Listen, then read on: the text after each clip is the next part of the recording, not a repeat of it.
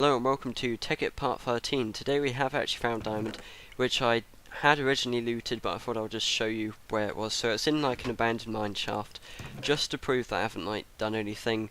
And it came with a bit of coal and like some gold ingots, and I think it did come with something else, but I forgot what that was. Now also the next stage to this, provided we don't get stuck in the cobweb, because that is very, very annoying. Come on. Yeah, there we go. So there's like loads of ores down here which I'll probably spend a bit of time getting, but in terms of getting to the surface, I've kind of just gone down here in kind of like a rage looking for diamond, and I can't find any kind of natural diamond like occurring anywhere, so unfortunately we're kind of at a bit of a loss with that. I'm not sure what's going on with lighting, because it doesn't seem to actually be doing anything down like in certain places. And I am completely lost in this cavern system. I actually did have to turn off mobs because it was getting so ridiculous when I was looking for diamonds and whatever, that I kind of just decided, yeah, I can't really be bothered. I can't really be bothered to play around with mobs and stuff. So it'll be interesting to see how we do get back, because as I say, I am completely lost, relatively speaking, so I'm going to kind of jump down here. That will probably injure us. Yeah, we are nowhere near. Well, that kind of doesn't help. Considering I don't have a pickaxe, falling down anywhere isn't really going to help, but we aren't actually far away from the house. It's just a case of that, because there are so many different levels, so we've got loads of stuff down here, but unfortunately I actually lost my iron pickaxe because I died down here. Not in the lava. I actually got killed by a mob, but I kind of expected that you get spawned back in, but I actually didn't. So I'm not sure if that, like, I think it must depend on circumstances of like where you die, whether you like get your stuff back. But we've actually got no pickaxe, so what we're gonna do about that, I do not know. So this will be incredibly interesting to see. In fact, we've kind of like got lost down into like lava, which isn't that great, to be honest, considering that none of this actually, obviously this gravel just falls down, so I have to see if we can make some sort of bridge over this, and I'm not really sure how far we're going to get, so again, you may have to bear with me whilst I kind of, I don't know, probably pause this like once I'm trying to get there, because obviously if this is going to take a long time, it's not really worth it, is it? So we're kind of down here in the lava, which, I mean, it all looks familiar down here because obviously basically everything down here is lava. But I think the next thing we're going to do, as has been suggested on my other episodes, is to set up a strip mine, which effectively is a mine where you set up many different branches, which can then branch off looking for other items. It does look like we're getting somewhere down here. Not sure how long this will take. This will probably take ages. I am tempted just to skip through all this because, again, I don't think we're really making that much progress. It all looks far too familiar to kind of like gauge where we are in the Minecraft world. The problem is, because travel is so kind of uneasy as well, I mean, you can't really just like fly around anywhere. I mean, there's like a torch down here which I assume I put down here, so I don't know if this means we're getting closer to somewhere, but this is probably like kind of the various different places that I've travelled. This looks like a bridge that I've made, but again, I'm not really sure. I mean, where would this lead? This, again, yeah, I do remember coming down here. That branches off to like a mine or whatever, so I think it is out here somewhere. So I do apologise if half this episode is taken up by this, but yeah, providing the quicker we can get diamonds, that effectively that's the better. It's going to be better. So I do remember this definitely, but I think there's kind of like a passage we have to take out of here. Could be this water. I think it might be, actually, if we can get up here. Although again, this doesn't look particularly familiar. In fact, yes it does. We're back. That's good. we're back on track. I'm going to be recording this in 2 parts. Yeah, it's going to be uploaded obviously in 1 part, but I'm probably going to be uploading this actual video in 1 part, but then recording in 2, because I think my family will be back soon from like taking my sister to wherever she's going, which means they'll probably be back relatively soon. So I'm getting this out of the way now, so we don't have to worry about doing this. But I don't know how long this will chop off it. I mean, it could end up being a pretty long episode. But nonetheless, I hope you enjoyed it. Mobs, I mean, once we get to Nether, I think mobs will have to be turned off, because it just gets ridiculous at that stage. But we've got diamonds, which I was going to use for a diamond pickaxe, but you actually don't need one, because obviously the thing we want to do is get to the Nether. Which, yeah, again, you need 3 diamonds, and considering we've only got 2, we've got very little. So, what we really want to do is have like a more alternative way to get to the Nether, which I'll show later on in the episode once I get back. I'm back, and it feels like a very long time actually, because that was quite a long interval between recording, but I've made a rather cool discovery. I've still got the 2 diamonds locked away in the chest, and you'll probably notice we've got obsidian up here. And you're probably wondering how I got this, and basically you don't need a diamond pickaxe to get it. And the first idea which I had, which was given to me by Joe, is that you make like a little mould, put in lava, put in the water to get the obsidian. But I think both processes take about the same time, because the way I did it was simply make lava and water cells, combine them together to get obsidian. So I've already prepared enough for the rest of the obsidian that is needed, so I don't have to waste time dealing with that. And obviously both methods work fine, they probably take just as long as the other. So let's put that there. This is the economical design, so we're like leaving out the 4 blocks there, because there's no real point having them. I've got flint and steel ready, so I'm hoping, there you go, we've got that to work. The Nether is now open, probably like waiting for me to go in there, but let's just pop away these buckets, because I've actually got tons of buckets to carry the lava around, and they're not particularly useful to me at the moment. So first things first, is quite likely that we could die in the Nether, but I have turned mobs off, because I think for something like this it's really just too risky to go around and use, I would say, and like use like all your items in there, because it's quite easy to probably lose them, especially in Tekkit, because the mobs in the Nether are pretty nasty. I mean, we of course could die in lava, that's always quite a good possibility. But let's go into the Nether and see what we make with it. So really all we need in here is glowstone, which can sometimes be just around the corner, and sometimes it can be absolutely miles away. But considering on the map I cannot see any glowstone, I can see lava, I can see fire and all of that. Also got the nether ores, and these are very useful. They do occasionally explode, but you can get coal, lava, redstone, tin, silver, all simply from these ores down here. So yeah, I mean, it's quite abundant with ores, to be honest.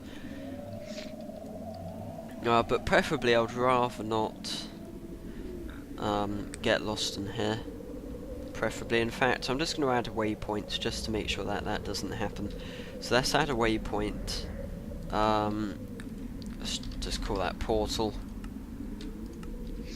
And we're done, just to make sure that we don't get lost, because otherwise we could spend absolutely hours in here.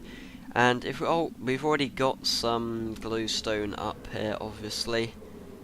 But the thing is, I mean, there's like usually glowstone everywhere. Yes, there usually is, but the question is, how do we get to it? Because it's up there, and I don't think I have any particular materials with me. So we could probably most likely end up going down like this kind of route. But the thing is that it's going to be tricky, to say the least. What we really need is kind of like a bucket of water. That would probably come in quite handy. So in the meantime, let's just see what we can do about this. So let's just get rid of this block. Get back up here. So this is going to be tricky, which I've already said, but we'll see how it goes.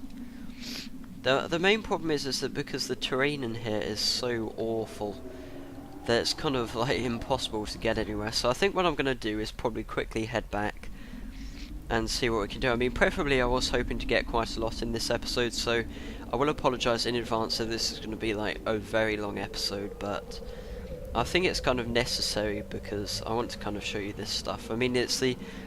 I suppose we've only really got it somewhere, haven't we? I mean, we've only really got like obsidian, diamonds and all that, so I think it's not necessarily a bad idea. I'm not sure if this is a good idea, though. Basically my plan is to basically get a few buckets of water and use them as kind of like systems to go around the Nether, which I'm not convinced is going to work that well.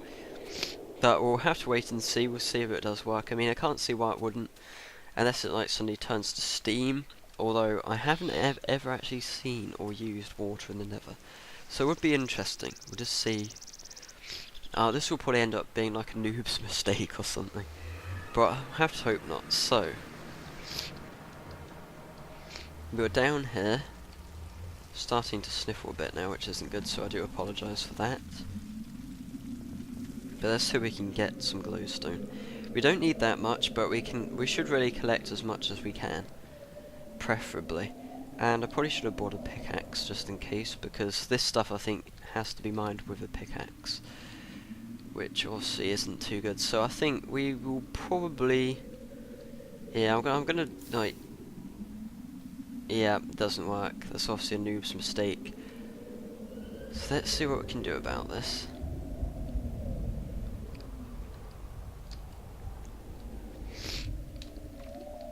Just trying to see kind of our options around here. So can I not place anything in here? Oh yeah, I actually can. Yeah, so I actually, like, it does make sense that you obviously can't use that, but you probably all knew that. It's just me who doesn't seem to know these things. Now this doesn't seem to be doing too badly, so I mean, preferably if we could get to like a place where we wouldn't really get killed by. And there we go. I mean, getting up's a different matter, but let's just focus on getting down there. Not really too bothered about getting back up. I'll probably just like, yeah, I won't record getting back up because there's no need for you guys to see that. Oh, fell down. Now I think that's actually enough. I'm not really sure. I think that is all we need. Again, I do apologise for like my cold kind of stuff, because I probably sound a bit weird at the same time. But yeah, now we've got to get back up, which isn't particularly the easiest method. But actually, maybe what it looks as it though, I could have taken this route all along. Well, yeah, this would have been perfect. I don't know why I did anything else. But I've got this soul sand, of course. So we're going to mine. In fact, soul sand kind of has like a relatively okay EMC, as it looks quite nice in this texture pack, I think. Like little faces, which are being put into the sand, which I don't know. Maybe that disturbs some people, but I find it quite cool. So let's get back to this portal. And we want to make a philosopher's stone first. So if you watched Harry Potter, you'll know what that is. No, I was just kidding. Well, yeah, there is a philosopher's stone in Harry Potter, of course, but you'll probably know it from Tekkit anyway. So let's get back. And let's get all the ingredients. So we'll take both diamonds, which aren't in here. Oh, yep, they are. I was just about to have a panic attack. I was thinking, oh my god, where have the diamonds gone? But that is all sorted out. So I think it's like... I think you can actually do it in any order, actually. It doesn't matter which way around you do it. But that should get us a philosopher's stone. And the next thing to do is, unfortunately, to get more obsidian, which is going to take a bit of a while. I'll just show off this to you. So basically, Philosopher's Stone is a bit odd. I don't really fully understand it, but you can change kind of blocks to like things with the same value. So for example, dirt, it can change to any item of the same EMC value. So this wood here, maybe doesn't do anything, but wood, stuff like this, you can change it different colours and stuff. Pretty useless, but it's quite fun. So I'll be back in a second again as I go and fill up some more lava buckets and get some more obsidian. Here we go, we're all set to make our transmutation tablet, and this is kind of like a real breakthrough, I suppose, in my Tekkit series. So I think it's like that, and there you go, we have a transmutation tablet, which it appears we actually get the Philosopher's Stone back, which is interesting. Thought that would be destroyed in the process, but obviously not.